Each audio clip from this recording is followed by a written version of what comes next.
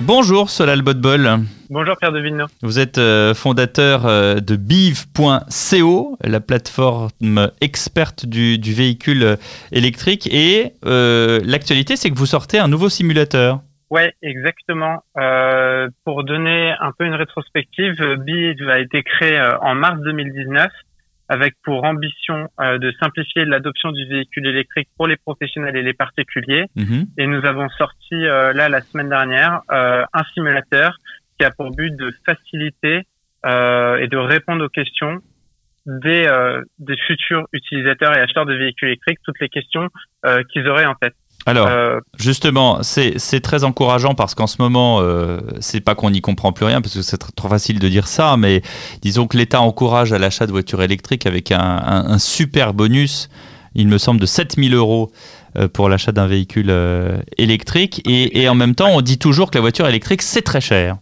Exactement. D'abord, c'est vrai qu'il y a un constat de base, c'est que la voiture électrique, on entend énormément parler dans l'actualité, mais lorsqu'il s'agit de passer à l'acte, c'est parfois un peu plus difficile pour certains individus de passer le pas pour deux raisons. La première, c'est que l'achat d'un véhicule, il est engageant, que ce soit pour un professionnel ou un particulier, financièrement et dans le temps.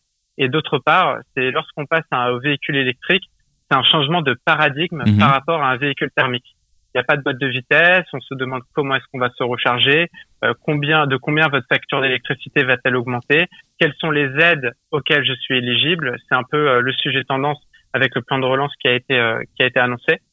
Donc l'objectif, nous, de la plateforme et du simulateur, c'est de centraliser toute l'information et toutes les offres de véhicules et de solutions d'installation de bornes de recharge sur une même et unique plateforme. Donc, si je comprends bien, ça va de A à Z. C'est pas juste un tableau avec les différentes voitures électriques, leurs prix et leurs avantages. Exactement. Ouais. Et nous, on accompagne nos clients à bénéficier d'un véhicule électrique au meilleur prix, de leur proposer des solutions d'installation de bornes de recharge, que ce soit en habitation individuelle ou en habitation collective, et de les aider à bénéficier des aides auxquelles ils sont éligibles. Par exemple, dans le simulateur, vous pouvez rentrer votre ville et en fonction de si vous êtes un professionnel ou un particulier, on va vous dire justement à quel bonus écologique est-ce que vous êtes éligible, à quelle aide régionale vous êtes éligible, parce qu'elle vient en plus selon la région dans laquelle vous vous situez. Ah, donc il y a des aides qui sont cumulables. Exactement. Ouais. Si on prend l'exemple de l'Île-de-France et que vous êtes un professionnel pour un achat, le bonus écologique, il est de 5 000 € et vous avez également une aide de la région Île-de-France qui est de 6 000 €. Donc, vous pouvez déjà, pour un professionnel, cumuler 11 000 € d'aide sur un véhicule neuf.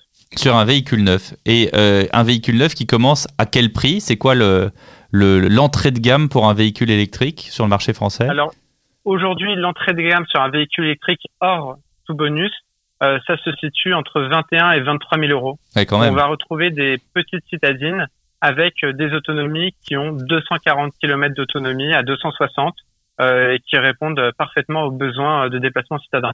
Pourquoi est-ce que vous dites qu'ils répondent parfaitement? Parce que la moyenne, en fait, du trajet est vraiment très courte. La moyenne d'un trajet, elle est inférieure à 50 km aller-retour par jour dans 90% des cas. D'accord. Donc, en fait, c'est des voitures qu'on pourrait presque utiliser sans les recharger. Oui, enfin, moyennant une recharge de temps en temps. Exactement. Mais pas forcément quotidienne comme on se l'imagine. Parce que c'est vrai qu'au début de la voiture électrique, on s'imaginait tous avec un câble. Et il y avait cette blague toujours qu'on faisait entre « bah oui, mais moi j'habite au 4e étage, alors comment je fais? Je tire mon câble, etc. » On a quand même passé le cap de toutes ces blagues, de tous ces débuts de la voiture électrique en France. Ouais, bah maintenant c'est vraiment pris au sérieux et je pense que la pandémie qu'on a rencontrée là en 2020, ça a été un gros problème pour l'industrie automobile de manière générale. Ça a affecté vraiment tout un pôle d'industrie et plusieurs centaines de milliers d'emplois. Et néanmoins, ça a créé également une opportunité en termes de conscience des consommateurs vis-à-vis de la consommation à mieux consommer et donc passer par le véhicule électrique. Il y a un autre point que vous souleviez et qui est très intéressant, c'est combien ça coûte l'électricité. C'est vrai que l'autre jour, j'étais avec une voiture électrique à la campagne chez mes beaux-parents et ils m'ont dit, j'ai dit, est-ce que je peux la recharger et ils m'ont dit, d'accord, mais ça coûte combien? Ça coûte Ouais, mais c'est une excellente question. Et alors, dans l'imaginaire des gens, c'est vraiment une fortune. Alors, un ordre de grandeur qui est souvent souligné, c'est le coût de revient pour 100 km, c'est 2 euros en électricité. Voilà. Donc, vous rechargez chez votre famille sur une prise domestique. Vous allez récupérer 100 km, ça va vous coûter 2 euros en électricité. Donc sur un plein, disons de 400 km, ça va vous coûter 8 euros. 8 euros. Sur de l'essence, on est sur un facteur multiplié par 5. Multiplié par 5 pour la même distance en essence. Pour le même coût en carburant, ouais, exactement. Oui. Et vous divisez vos coûts de carburant par 5 en allant sur un véhicule électrique. Alors, votre démarche, vous, BIV, elle a été guidée par quoi? Elle a été guidée par le fait que justement il y a ce changement de paradigme, qu'un jour on va non pas devoir tous s'y mettre, j'aime pas le mot devoir, mais quand même, voilà, c'est dans la mouvance. Il y a des constructeurs maintenant qui annoncent l'arrêt de toute production de voitures thermiques dans les années 2030-2040. C'est aussi parce que voilà, on va tourner la page de la voiture thermique. Ouais, aujourd'hui, il y a une nécessité de passer la page du véhicule thermique parce qu'il y a une urgence climatique qui est en place. Et aujourd'hui, il y a un contexte qui veut la fin du véhicule thermique. Aujourd'hui, on s'en rend pas compte, mais si vous prenez encore une fois l'exemple de Paris, de Lyon, de Strasbourg, de Grenoble, en 2024, il sera interdit pour les véhicules diesel de circuler dans les villes. Enfin, 2024, on est déjà à la moitié d'année 2020. C'est demain matin. Oui, 2024, c'est demain matin. Comment est-ce que vous voyez les choses, vous, concernant BIV? C'est une start-up, vous êtes poussé par le Move Lab du CNPA. Est-ce que c'est une entreprise qui a vocation à grandir? Et si oui, comment? Alors, nous, parce qu'aujourd'hui, il faut savoir que 97% des recherches de véhicules démarrent en ligne. Et qu'aujourd'hui, presque une personne sur deux, on est à 45%, sait quel véhicule choisir avant même d'aller en concession. C'est-à-dire que le parcours digital aujourd'hui, il est indispensable pour réaliser son projet d'acquisition de véhicules de manière sereine. BIV a pour vocation à devenir la porte d'entrée pour toute personne qui envisage son projet de véhicule électrique, que ce soit un professionnel ou un particulier. Mais ça veut dire que vous allez, comment dirais-je, passer des alliances avec à la fois les distributeurs, avec les constructeurs? Exactement. BIV n'a pas pour vocation à détenir le stock en propre. Nous, ce qu'on souhaite, c'est aider les constructeurs et les concessionnaires à également atteindre leur objectif de mise à la route de véhicules basse émission. Parce qu'il y a des normes avec des amendes qui sont derrière, notamment la CAF 2021, qui va fortement impacter les constructeurs. Oui. Et donc, du coup, vous êtes une sorte de portail. Je vais prendre un autre exemple dont on a beaucoup entendu parler ces dernières semaines, c'est Zoom. Vous êtes une sorte de Zoom, c'est-à-dire que les entreprises vous utilisent et en réalité, tout le monde trouve son compte. Alors oui, il y a quand même une petite différence sur Zoom, c'est que Zoom, il y a des très gros problèmes de RGPD et de transmission des données. Nous, on est une entreprise française où on protège les données de nos utilisateurs et on ne les fournit pas si elles n'ont pas été acceptées au préalable. Nous, il faut vraiment nous voir comme un portail d'entrée où en fait on va renseigner l'utilisateur, le consommateur, sur le véhicule qui est adapté à son besoin.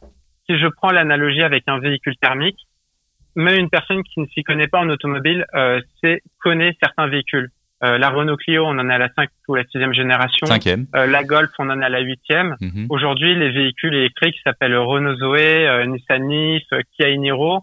Et les personnes ne savent pas quel est le véhicule adapté à son besoin, en dehors de toutes les problématiques qu'il y a derrière de à quelles aides je suis éligible, quels sont les avantages pour moi ou pour mon entreprise, etc. Donc il faut vraiment nous voir comme un conseiller de confiance qui est gratuit, parce que nous, notre modèle d'affaires, c'est on se rémunère auprès de nos partenaires pour donner la meilleure solution au consommateur final pour réaliser de manière sereine son projet de véhicule électrique. La gratuité pour le consommateur final, mais vous rétribuez comment du coup? Des commissions auprès de nos partenaires. Auprès des partenaires qui sont à la fois les distributeurs d'électricité et les constructeurs? Qui sont les installateurs de bornes, les distributeurs de véhicules, que ce soit loueurs ou concessionnaires.